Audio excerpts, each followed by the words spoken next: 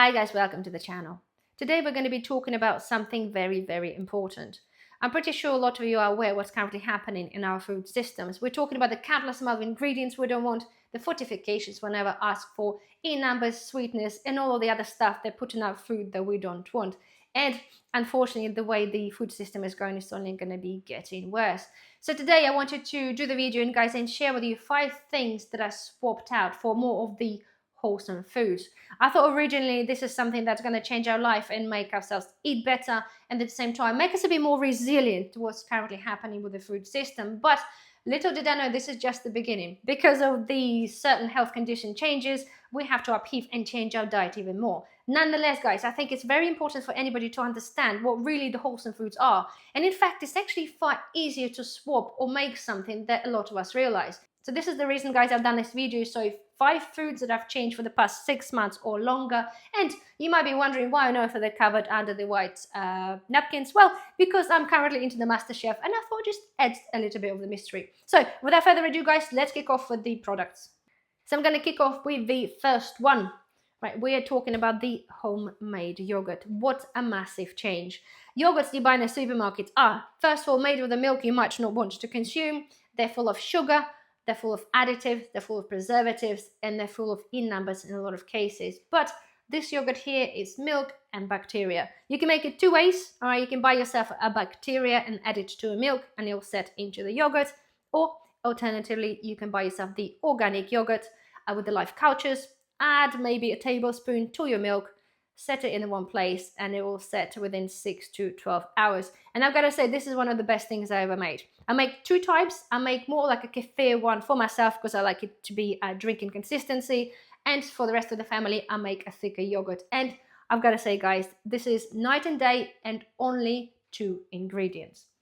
Next one, and it is a big one. We're talking about the homemade cereals, all right? I made a massive change. It took a while to adjust to, and it's a little bit time consuming, but it is absolutely worth it. So now I make my own home granola and I make a home muesli. It looks complicated, but it's not. It just takes a little bit of time, but honestly, this is the best thing. Again, if you have a look at your cereal, you have a look at the ingredients, they might have sugar, they might have additives, they might have in numbers. It is horrendous. But this here, I choose what goes in there. I can fortify this with the seeds, the nuts, with whatever I want to choose to suit our taste, to suit the family, and it could be up to you as well. But to me, this is 5 or 6 ingredients, but they are wholesome, decent ingredients. Right, next one. We're talking about snacks. I know snacks are really important, and people do often say, well, what on earth could you snack on if you feel hungry? Well, oat bars, homemade oat bars. In this instance, 4 ingredients. And I will share this with you, right? There's no sugar. There's no sugar in that, and yet they're sweet and they're lovely. I will do this later on, but okay, they're brilliant. Okay, they're made with oats, organic oats. It's wholesome, it's filling, and they're super tasty. The other option as well we have, and I don't have this in front of me, is eggs. Hard-boiled eggs. They're really good for you. Eggs have all the amino acids we need for our bodies. They're filling. They're really good for you. So as a snack, that really works alongside the eggs as well. Next one is the homemade butter spread.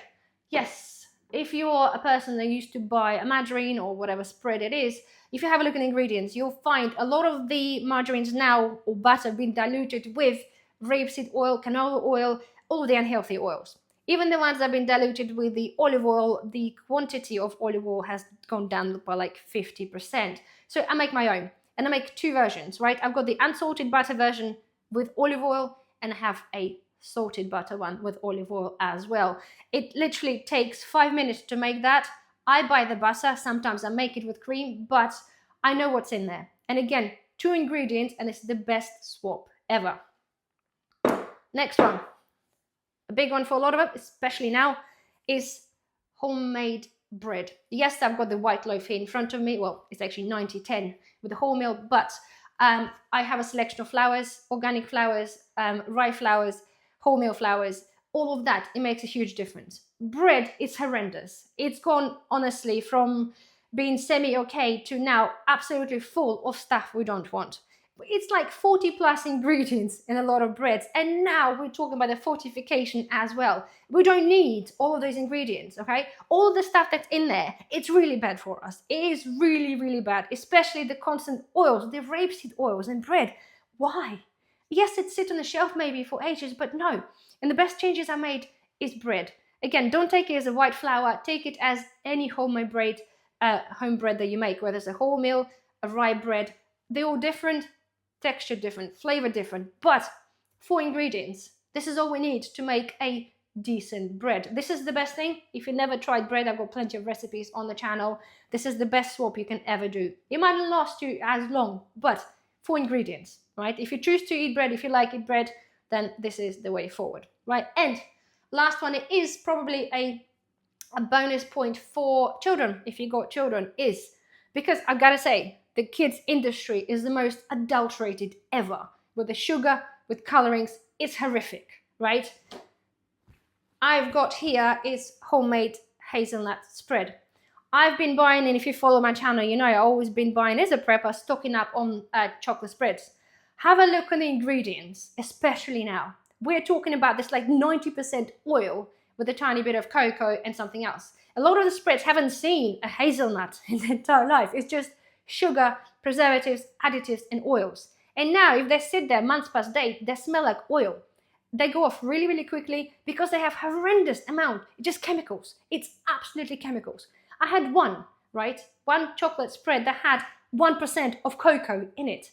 1%. This is absolutely ridiculous. So, hazelnut spread, a little bit of a luxury, I've got to say, but, okay, this is not something you consume on a regular basis, on everyday basis on your toast, but it is far healthier. We're talking about the hazelnut, we're talking about the decent organic cocoa. You blend it together, a little bit of the icing sugar. This makes a really, really nice hazelnut spread. The texture, the flavor is nothing comparing to the rubbish you get in the supermarket. So this is, guys, my 5, well, in fact, 6 ingredients, but 5 ingredients because this is a little bit of a bonus to the swaps that I made. And it's going to be changing. I'm going to be making more and more swaps and changes due to the dietary requirements and genuinely what's currently happening.